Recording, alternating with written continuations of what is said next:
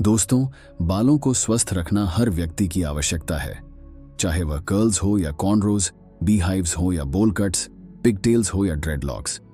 लेकिन अगर शैम्पू या कंडीशनर उपलब्ध न हो तो हमारे सिर पर क्या असर होगा?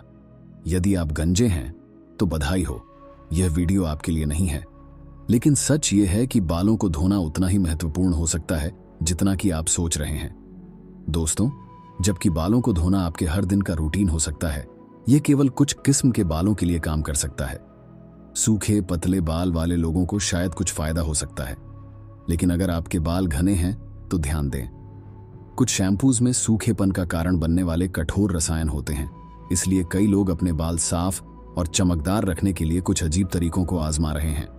लेकिन दोस्तों, पहले शैम्पू का आविष्कार हुआ तब लोग क्या करते थे? भारतीय उपमहाद्वीप में एक वस्तु जो शैम्पू के लिए बनाई जाती थी वह सपिंडस नामक एक दरख्त के फलों से बनती थी, जिसे सोप बेरीज भी कहा जाता है। भारतीय आंवला के साथ मिलाकर इसे तैयार किया जाता था। सपिंडस के फल सैपोनिन्स नामक प्राकृतिक रसायन को कंटेन करते हैं जो साबुन की खाल बनाता है। यह साबुन बालों में तेल को सोख लेता है, जिससे बाल कोमल और संभालने लायक हो जाते हैं। शैम्पू शब्द संस्कृत शब्द चांपो से उत्पन्न होता है, जो प्राचीन भारतीय परंपरा को दर्शाता है, जिसमें सिर और बालों को मालिश और शीतल बनाए रखने की प्रथा होती थी। दोस्तों, प्राचीन ग्रीक्स और रोमन्स ने अपने बालों को कोमल और सफल रखने के लिए जैतून का तेल प्रयोग किया। उन्होंने अपने बालों को धोने और उनके रंग को हल्का करने के लिए सिरका भी मिलाया। अगर आप अपने बालों को एक सलाद की तरह महसूस नहीं करना चाहते हैं तो आप इसे एक विकल्प मान सकते हैं। मध्य युग में अनेक लोगों को अक्सर स्नान करने का अवसर नहीं मिलता था।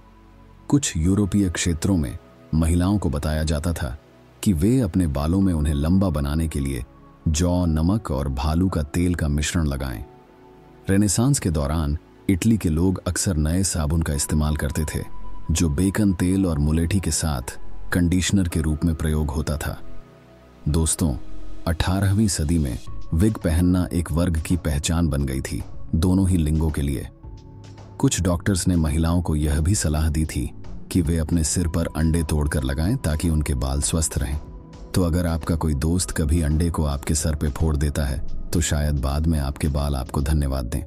यह 1930 में हुआ जब वही तरल शैम्पू जो आज हम जानते हैं व्यापक रूप से लोकप्रिय हुआ। न्यूज़पेपर्स और मैगजीन्स में 20 वर्षों तक भारी प्रचार के बाद यह ट्रेंड लोकप्रिय हुआ और बाल धोने की संस्कृति का आरंभ हो गया। दोस्तों, तो अब लोग शैम्पू क्यों नहीं लगाते हैं? और क्या होगा अगर हम अपने बालों को बिल्कुल भी न धोएं?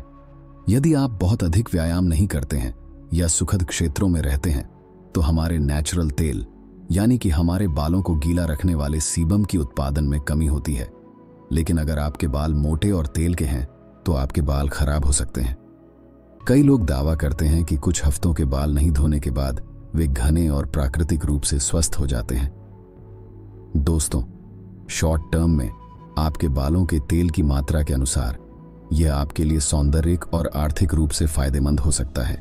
लेकिन अगर आप यह लंबे समय तक करते हैं तो आपकी नई चुनौती बदबू ला सकती है।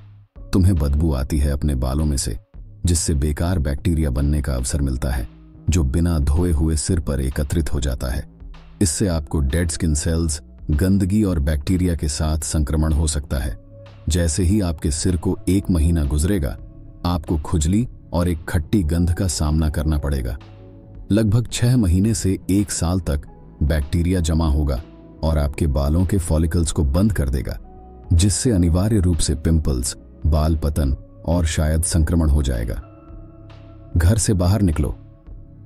दोस्तों, यह कोई मेडिकल कारण नहीं है कि आप अपने बालों को शैम्पू से धोएं, लेकिन कुछ प्रकार के दवाईयुक्त शैम्पू स्कैल्प सोराइसिस से पीड़ित लोगों के लिए एक आशीर्वाद हो सकते हैं। लेकिन दूसरी स्थितियां जैसे कि एक्जिमा या रूसी, जिनमें कठोर रसायन वाले आम शैम्पूज होते हैं, वे बालों के लिए हानिकारक हो सकते हैं। दोस्तों, अब अगर ये सब शैम्पू का मामला आपको परेशान कर रहा है तो कई ऑल्टरनेटिव्स हैं, जैसे कि नारियल तेल या फिर बेकिंग सोडा और सेब का सिरका। लेकिन कृपया हमारी बातों पर विश्वास न करें। हर किसी के बाल अलग प्रकार से काम करते हैं, इसलिए कुछ नया ट्राई करने से पहले अच्छी तरह से रिसर्च करें। दोस्तों, लेकिन हमारे नाखून का क्या? वे कितने लंबे हो सकते हैं। अगर आप इसका पता करना चाहते हैं तो वह कहानी किसी और वीडियो का टॉपिक है। Bye bye.